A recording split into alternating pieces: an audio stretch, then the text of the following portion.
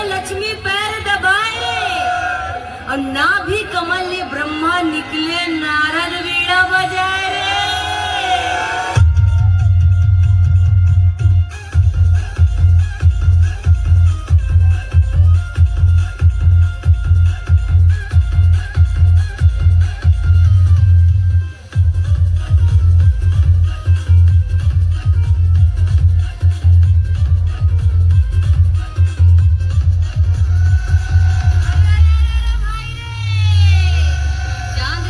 चांदनी और सूरज चाहे घाम रे, लंका चाहे मंदोदरी और सीता चाहे राम रे।